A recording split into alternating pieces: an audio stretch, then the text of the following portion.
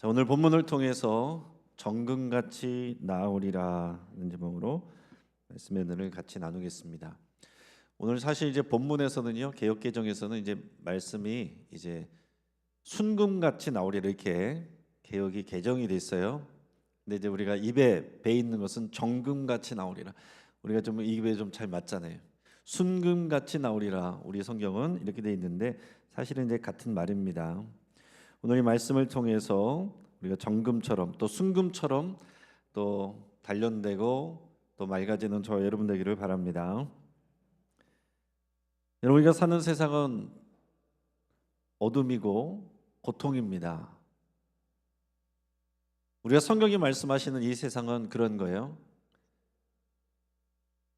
근데 이 어둠 속에서 우리는 스스로 빛을 만들어 놓고 살다가 보면은 여기서 만족하려고 그래요.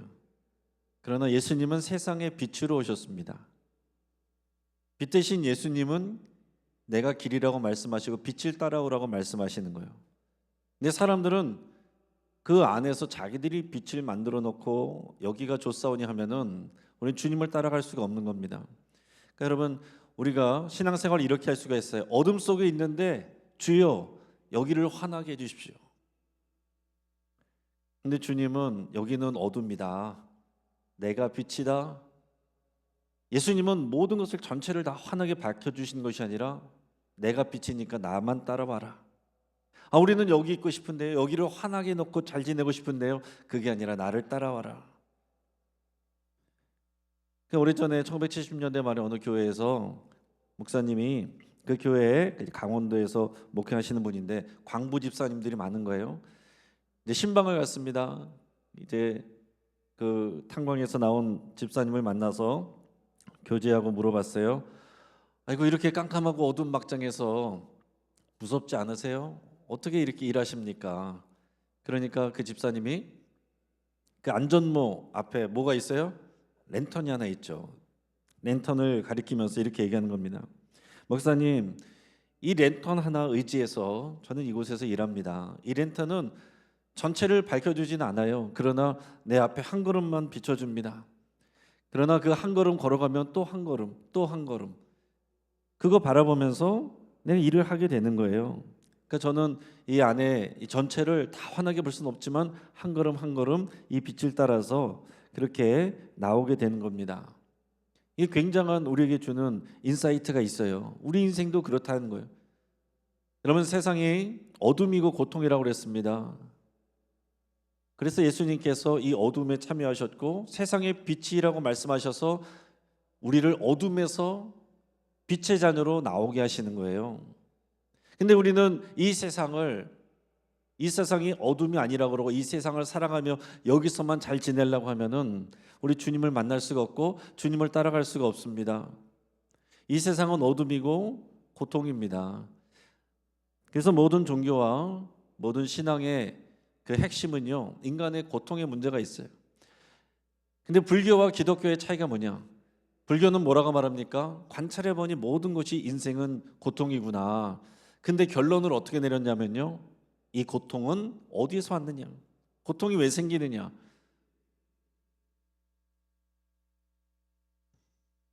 불교에서는 뭐라고 말합니까? 마음에서 나온다. 모든 것이 마음의 집착과 욕심에서 나온다. 그러니 마음의 집착과 욕심을 끊어버리고 그를 깨닫든지 도를 수양하든지 해서 우리가 거기에 얽매이지 않아야 된다. 마음의 문제라는 거예요.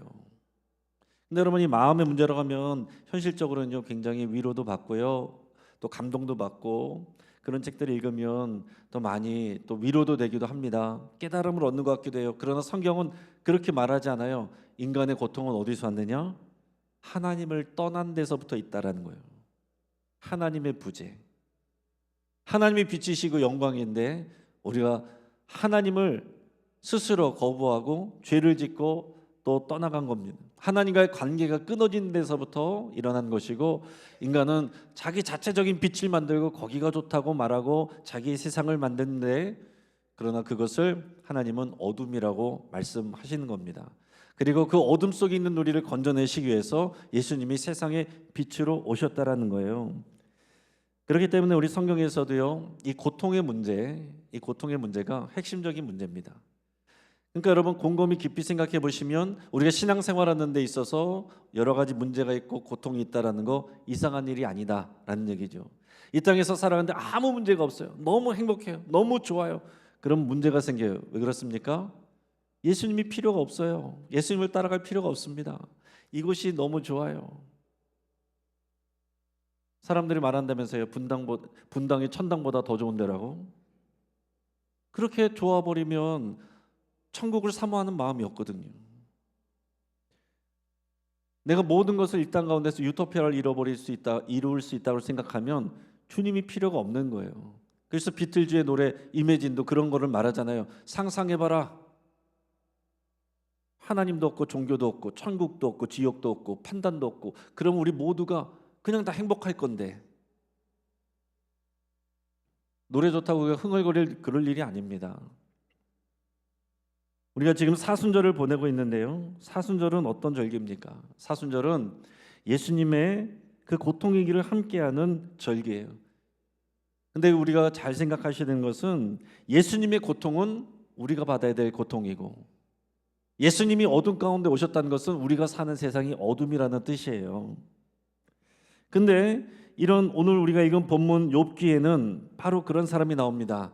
욥은요 칠흑 같은 그런 어둠 속에서 몸이 또 마음이 영혼까지 부서지는 것 같은 그런 고통의 절벽 끝에 서 있다라는 사실입니다.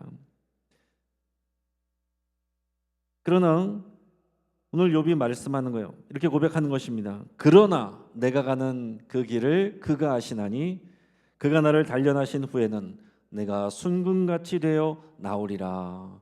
아멘.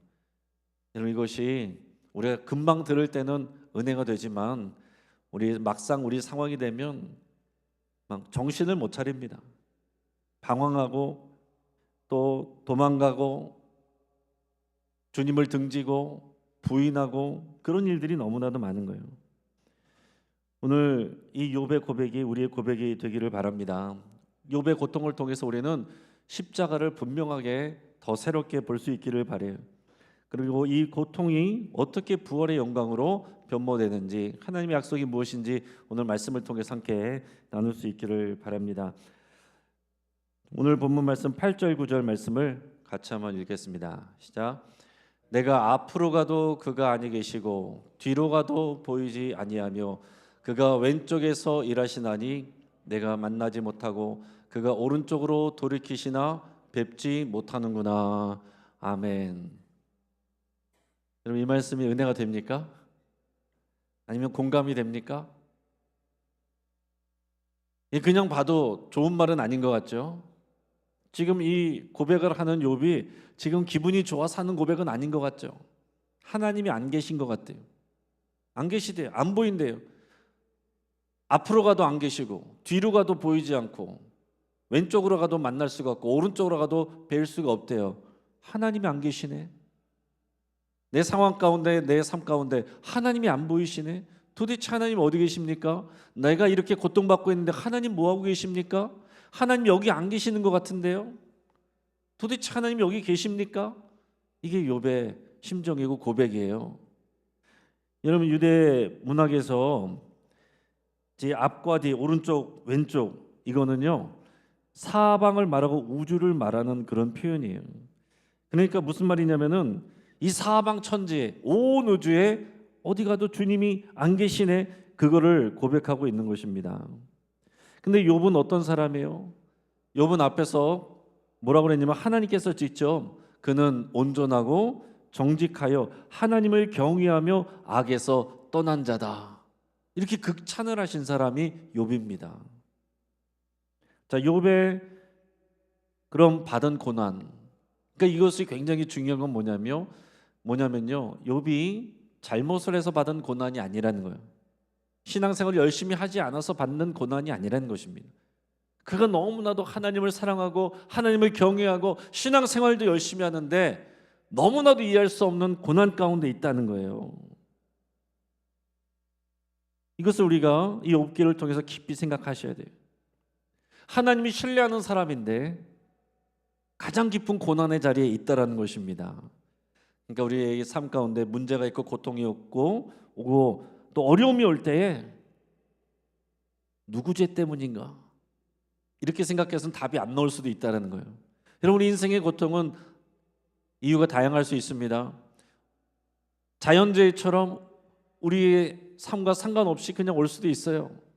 또 타인에게 어떤 사고를 당하고 범죄를 당할 수도 있습니다. 그건 나와 상관없는 일이죠. 그러나 어떤 것은 나의 죄로 인해서, 나의 선택으로 인해서 오는 고통도 있어요. 다양한 고통이 있습니다. 그런데 욥기에 나오는 욥의 고통은 어떤 것입니까? 욥의 잘못은 하나도 없어요. 욥이 잘못한 게 하나도 없어요. 그러니까 이 욥기는 굉장한 이 신앙의 역설이 들어있다는 거예요. 그게 무엇입니까? 누구보다도 하나님의 칭찬을 받은 가장 신실한 이 욥이 가장 깊은 고통 가운데 있다라는 거예요. 그러니까 가장 신실한 자가 가장 깊은 고난을 통과하고 있다라는 사실입니다.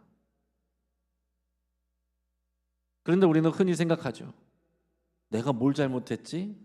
저 사람이 안 좋은 일을 당하면 저 사람 분명히 뭔가 벌 받고 있는 걸 거야. 하나님이 치셨네. 자, 욥이 어떤 고통을 당했어요? 자기 재산을 다 잃었습니다. 10명의 자녀가 하루아침에 다 죽었습니다. 머리에서 발끝까지 악성 종기로 덮였습니다. 아내는 하나님을 욕하고 죽으라.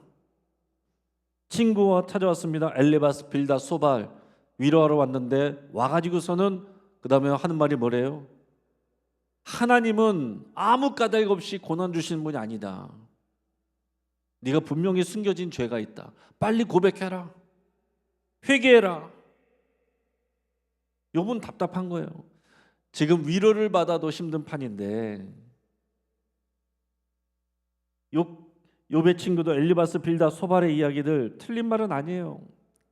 그런데 완전한 말이 아닙니다. 여러분, 우리가 알고 있는 신앙적 지식이 틀린 거는 아닐지라고 해도 다 맞는 건 아닐 수 있다는 것을 꼭 생각하셔야 돼요. 엘리바스, 빌다, 소발의 말은 그냥 그들의 말을 들으면 그것이 다 은혜가 되고 맞는 말들이에요. 근데 다 맞는 건 아니라는 거예요. 상황에 따라서. 하나님은 우리가 알고 있는 하나님이 전부가 아닙니다. 항상 우리는 어떻게 생각해야 되냐면 우리는 하나님을 다 알지 못한다. 성령님, 내가 만난 성령님도 나는 다 알지 못한다. 이걸 알아야 되는 거예요. 그러니까 내가 경험한 하나님은 이렇게 하시더라. 다른 사람들에게는 전혀 다를 수가 있다라는 거죠. 그걸 여러분 생각하셔야 돼요. 그러니까 다른 사람들하고 비교하면 의미가 없어요.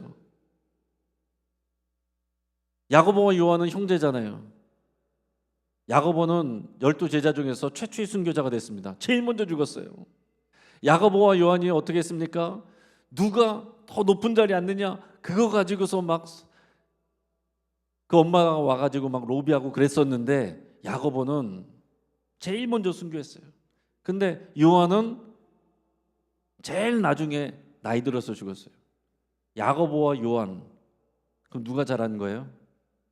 누구 인생이 맞는 것입니까? 둘 다 의미가 있는 거죠. 야고보는 야고보대로, 요한은 요한대로. 야고보는 최초의 순교자, 그 영광의 타이틀을 받은 것이고요. 요한은 마지막까지 살아남아서 그 복음의 2세대, 3세대를 가르치는 그 사명을 맡은 것입니다. 사명이 다른 거예요. 오늘 나는 아프고 가난할 수 있습니다. 근데 내 옆에 있는 사람은 지금 복을 받고 건강하고 잘 될 수도 있어요. 우리 자녀는 지금 병원 다니는데 옆에 있는 애는 너무나도 잘 나가고 있어요. 막 교회 나와서 간증을 하고 감사헌금을 하고 떡을 내고 나는 창피해서 교회를 못 다니겠네. 나는 가짜인가? 이런 생각하고 시험 드는 분들이 많이 있을 수 있다는 것입니다. 그러나 이 길을 항상 기억하시기 바랍니다. 깊은 고통의 시간을 그 길을 가는 사람은 오히려 가장 신실한 자일 수 있다라는 사실이에요. 자, 23장, 오늘 우리가 욥기 23장을 읽었는데요. 욥기에 좀 절정 부분으로 가는 그런 단계입니다. 그러면서 앞부분에서 욥이 뭐라고 하냐면 얼마나 답답한지 내가 정말 하나님과 대면하고 싶다. 하나님이 나와 너희들처럼 친구인 너희들처럼 나하고 지금 논쟁하시겠느냐? 하나님은 나를 이해하시고 나를 안아주실 것이다. 그런 생각을 하는 거예요. 그런 말을 했는데 오늘 우리가 읽은 본문에서는 그러나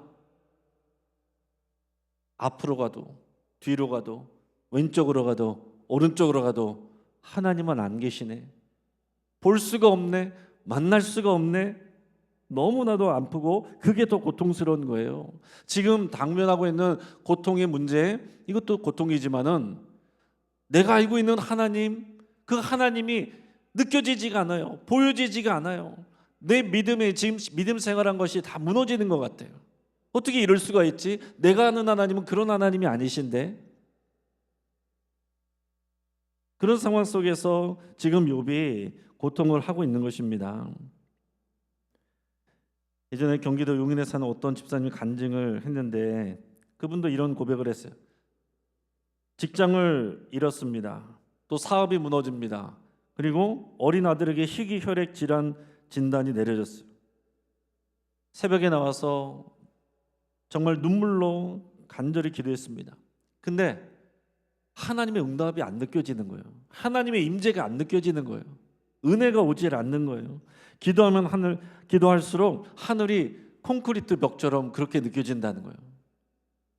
내가 기도하는데 하늘이 콘크리트 벽으로 이렇게 벽으로 쳐져 있는 것 같은 느낌이 난다는 거예요. 그러면서 외치는 것입니다. 주님 어디 계십니까? 주님 어디 계십니까?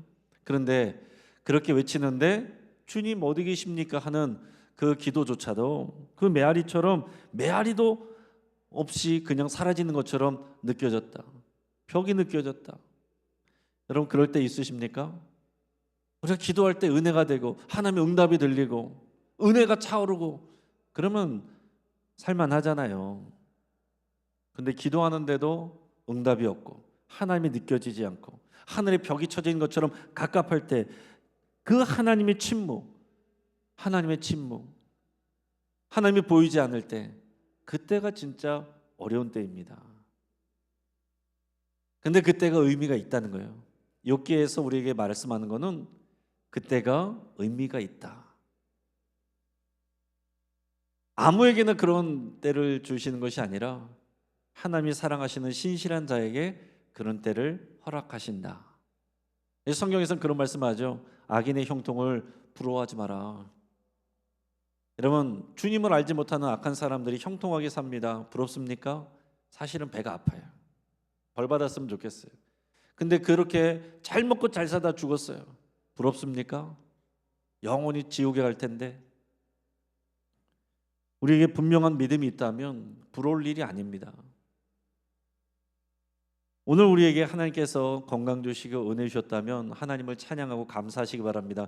그런데 내가 이해할 수 없는 그 하나님의 침묵과 고통 속에서 걸어가고 있다면 더 하나님께 감사하시기 바랍니다. 내가 이해할 수 없는 더 큰 하나님의 신실하신 은혜를 부어주실 것을 믿고 소망하며 오늘 욥기와 오늘 사순절의 십자가를 바라보면서 그렇게 고백할 수 있기를 바라요. 예수님도 그런 자리에 계셨다는 거예요. 예수님이 당한 고난, 예수님의 죽음, 예수님이 뭘 잘못하셔서 그런 것입니까? 아니잖아요.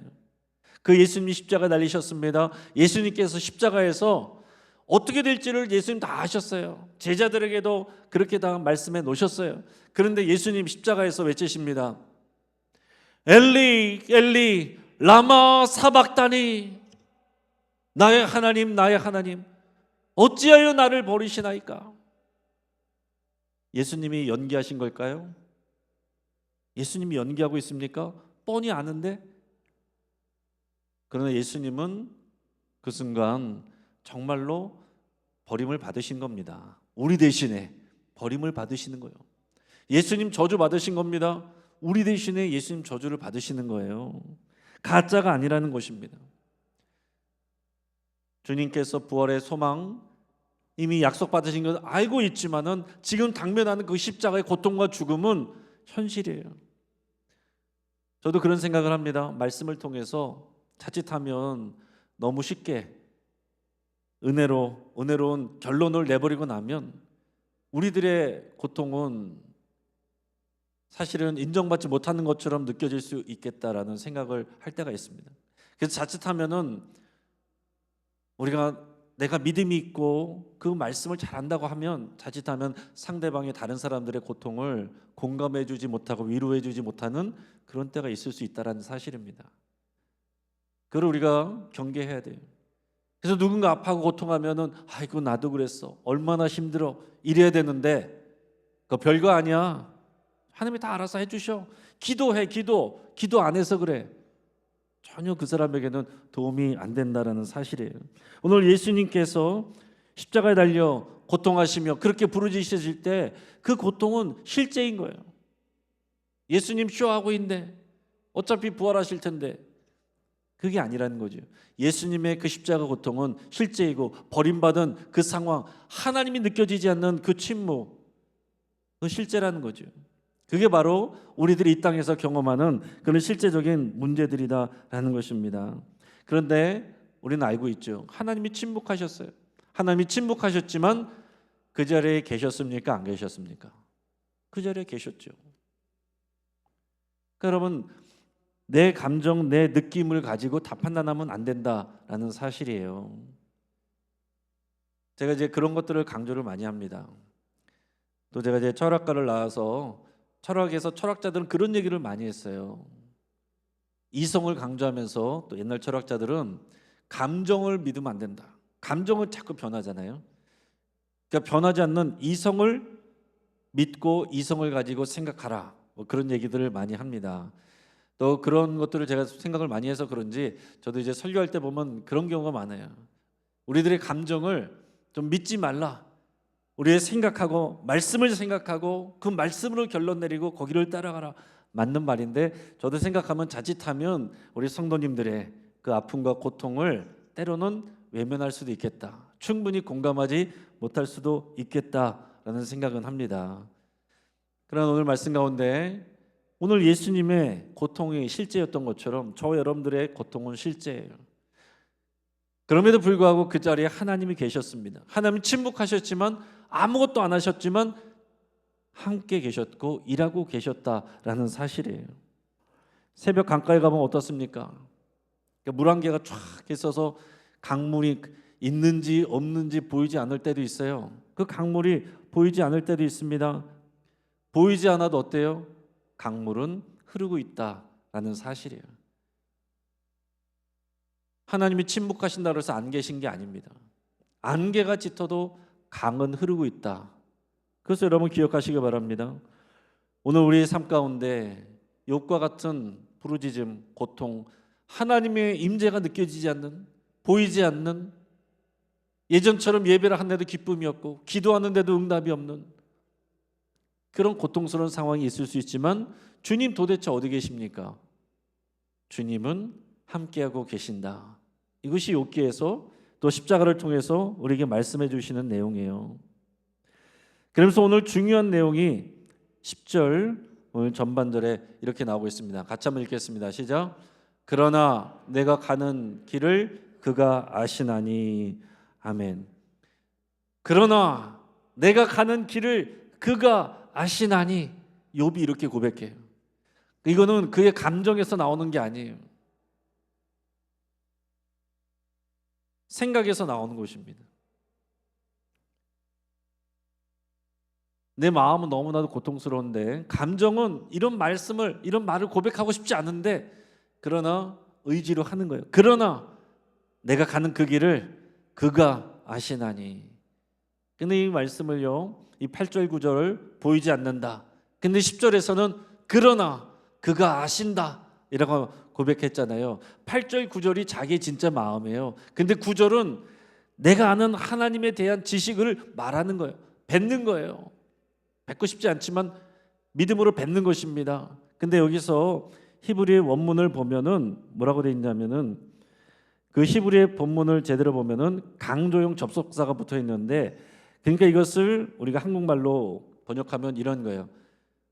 그가 내 길을 아신다. 우리는 이렇게 쉽게 읽었지만은 이 강조용 접속사가 붙어서 더 좀 천실감 있게 실제적으로 그렇게 번역하면은 그는 바로 그분은 내가 가는 길을 아신다. 그분을 하나님은 알고 계신다. 하나님을 강조하고 있는 거예요. 나는 그분을 찾지 못하고 있고 만날 수가 없는데 그러나 하나님은 나를 알고 계신다. 여러분, 이것이 우리의 믿음의 고백이어야 됩니다. 우리 이것은 우리의 감정이나 경험하고 상관이 없을 수 있어요. 성경이 말씀하고 계시고 욥이 고백하고 있고 예수 그리스도도 고백하고 있고 우리도 고백해야 될 그 고백입니다. 너무나 다른 거죠.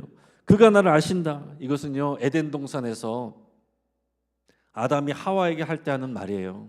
부부끼리 쓰는 말입니다. 야다, 내가 너를 안다라는 표현은요, 그냥 지식적으로 아는 것이 아니라 관계적으로 아는 거예요.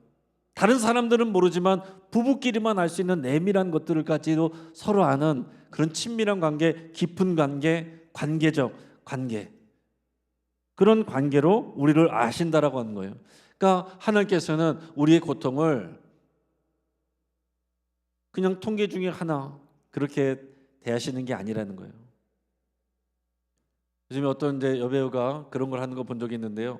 간호사 흉내를 내는 것입니다. 간호사 흉내를 내는데 그 특징이 뭐냐면, 이제 주사를 놓는데 그 특징이 뭐냐면 전혀 감정이 없는, 그냥 사무적으로 그냥 일로 하는 거예요. 저 주사 맞으실게요. 따끔. 전혀 그 사람의 이 환자의 아픔에는 이제 공감이 안 되는. 근데 우리가 하나님을 그렇게 느낄 수 있다라는 거예요. 하지만 하나님은 우리를 그렇게 알지 아니하시고 부모가 자녀를 아는 것처럼, 부부가 그 내밀하게 아시는 것처럼 그렇게 아신다는 거죠. 강원도 깊은 산골에 가면 오칠공예를 하는 장인이 있어요. 근데 그가 칠을 올린 그 오칠을 해서 목기를 만들어 가지고 어떻게 하냐면 어두운 건조실에다 넣어놓습니다. 그 완성되려면은 어두운 건조실에 넣고서 문을 닫아야 돼요. 햇빛에 있으면은 그게 작품이 안 나온다는 거예요. 그래서 밖에서 보면 보이질 않습니다. 그런데 장인은 그 곁을 떠나지 않고 계속해서 그 안에 온도와 습도를 계속해서 체크를 하고 있습니다. 그래서 오칠을 해가지고 그 도기가 완성되는 것은 환한 빛 아래서가 아니라 역설적으로 어둡고 깜깜한 그 어둠 속에서 그 오칠 공예가, 작품이 완성이 되어 간다는 거예요. 문이 닫혀 있지만은 그 장인은 그 안을 알고 있어요. 체크를 하고 있어요. 마치 하나님은 우리에게 그렇게 역사하신다는 것입니다. 깜깜해서 우리는 보이지 않고 하나님이 안 계신 것 같지만은 우리 하나님은 다 보고 계시고 체크하고 계신다라는 거죠. 이것이 여러분 이 사순절의 신학입니다. 하나님께서 성자 예수 그리스도를 십자가 내주시면서 눈을 돌려버리신 게 아니에요. 예수님 말씀하시고 부르짖을 때 그런 느낌이었다는 거예요. 나의 하나님, 나의 하나님, 어찌하여 나를 버리시나이까? 그때 느낌은 하나님께서 외면하고 계신 것 같았지만은 하나님께서 눈을 돌리고 외면하신 게 아니다라는 사실입니다. 고린도후서 5장 19절에 보면 이런 말씀이 나와요. 고린도후서 5장 19절에서 하나님께서 그리스도 안에 계시사 세상을 자기와 화목하게 하셨도다. 하나님이요 그리스도 안에서 그 화목하게 하는 그 일을, 십자가의 사역을 감당하셨다라는 겁니다. 예수님은 보이지 않는다고 고백하셨는데, 울부짖으셨는데 하나님이 그와 함께 하셨다라고 고린도후서에서 이렇게 설명을 하고 있습니다. 그러니까 우리의 하나님 아버지께서는요 보이지 않지만 우리의 고통 한가운데 계신다. 우리의 문제 한가운데 계신다. 주님 도대체 어디 계시는 겁니까? 내 삶에 주님 함께하고 계시는 겁니까? 우리 가정에 주님 계십니까? 주님 이 교회에 주님이 계십니까? 계시다는 거예요.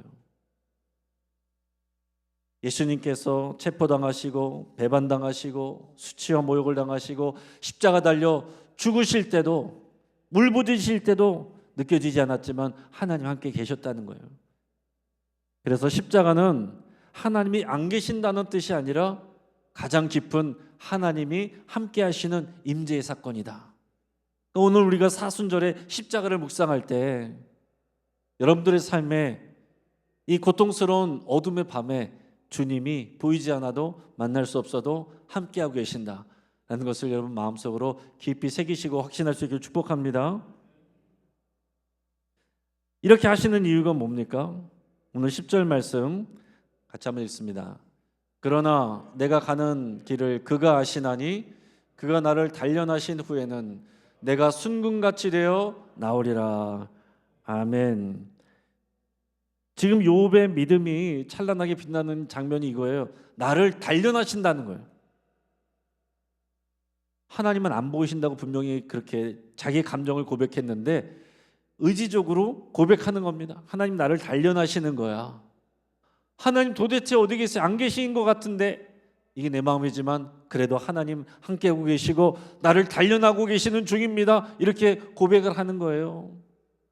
그러니까 이 고백을 할 때 막 신나서 기뻐서 믿음의 확신에 차서 하는 게 아니다라는 것입니다. 내 감정과 싸우고 있는 거예요. 내 느낌과 싸우고 있는 거예요. 그러면 신앙생활 할 때 내 감정 좋을 때만 신앙생활 하는 게 아니에요. 내 감정과 부딪히고 싸울 때가 그때 진짜 우리가 십자가 앞으로 나가는 것이고 우리가 단련되는 시간입니다. 우리는 신앙생활 할 때 문제가 생기고 어려움이 오면 이해를 못해요. 그러나 이런 하나님의 부재와 고통과 어둠 이런 문제들을 통해서 우리는 이 믿음의 고백을 하게 되고 단련받게 된다는 거예요. 순금같이 나오게 될 것이다. 이거를 고백하는 거죠. 그래서 단련하신다라는 표현은요, 하나님이 우리의 심판자 되신다는 게 아니에요. 불 속에 집어넣는다, 불구덩이에 집어넣는다. 이거는 우리가 지옥을 상상하기 쉽잖아요. 지옥 속에 들어가는 거, 불구덩이에 들어가는 거, 그거는 심판자잖아요. 그런데 하나님은 우리를 불 속에 집어넣으시는데 그것은 금장색, 순금을 재련하는 금장색으로서 우리에게 단련하시는 일을 하고 계신다. 나 자신에게도 고백해야 되고 고통받고 있는 옆에 있는 분들에게도 고백을 해야 되는 것입니다. 하나님께서 나를, 당신을 단련하고 계시고 순금처럼 아름답게 만드실 금장색으로 일하고 계신다.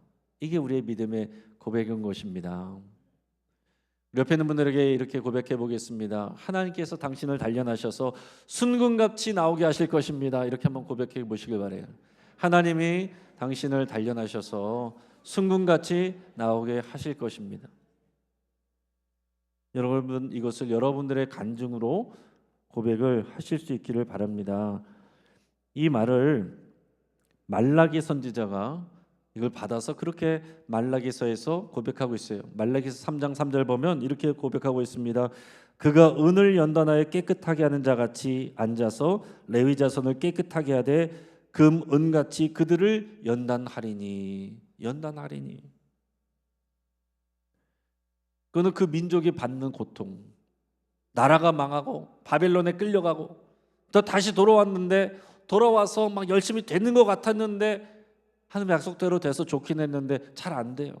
방해하는 사람들이 생기고 흐지부지 되고 그런 상황에서 말라기 선지자도 이렇게 말을 한 것입니다. 그가 은을 연단하여 깨끗하게 하는 자같이 앉아서 거기 앉아서 레위 자손을 이 민족을 깨끗하게 하셔서 금같이 은같이 연단하신다.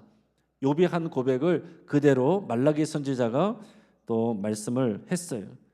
금을 단련하는 금장색이 장인은요 떠나지를 않는 것입니다. 금이 내려가 녹아 내려지는 그것을 다 보고 계시고 보고 있고 불순물이 타올랐을 때 언제까지 그 일을 하느냐. 그 금을 재련을 할 때요 언제까지 하느냐. 그 재련된 금에서 자신의 얼굴이 비춰질 때까지 그게 깨끗하게 되는 거예요. 아, 이제 순금이 되었구나. 불순물이 제거되었구나. 하나님께서 우리 인생을 단련하시는데 그 목표와 그 기간이 언제까지겠어요? 우리에게서 하나님이 보일 때까지, 우리에게서 하나님의 얼굴이 보일 때까지. 지금 여러분들이 거울을 보시면서 나의 얼굴에서 다른 사람들이 하나님의 얼굴을 볼 수 있을까? 예수님을 볼 수 있을까? 보이지 않는다면 계속 단련받는 거죠. 성경 공부 몇 번 했다고 되는 게 아닙니다.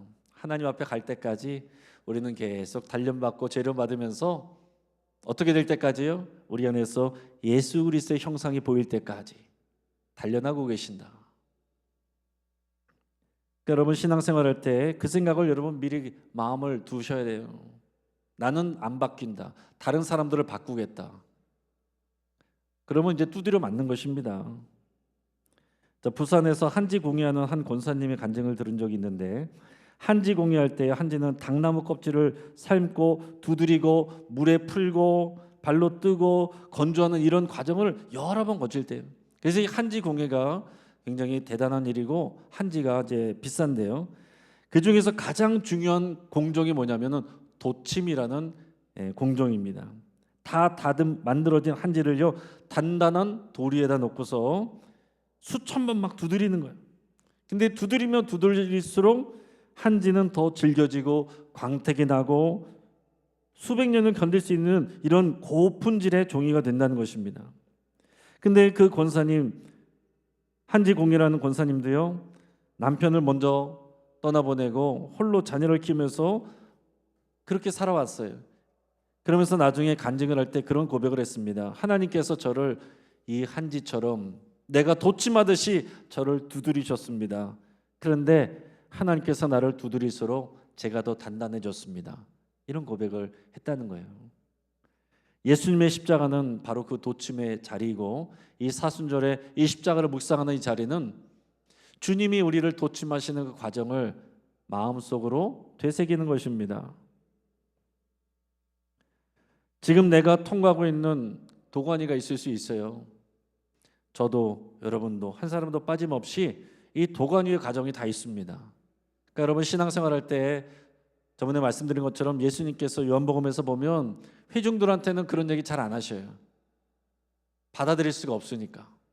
회중들이 다 흩어지고 나서 제자들 모였을 때 고난에 대해서 말씀하십니다. 십자가에 대해서 말씀하세요. 그러면서도 더 많은 일이 있는데 지금 너에게 말할 수가 없다. 너희가 이거를 소화할 수가 없다. 그렇게 말씀하세요. 수준이 있어요. 오늘 우리가 나누는 이 말씀들은요, 수준 있는 분들에게 하는 말씀입니다.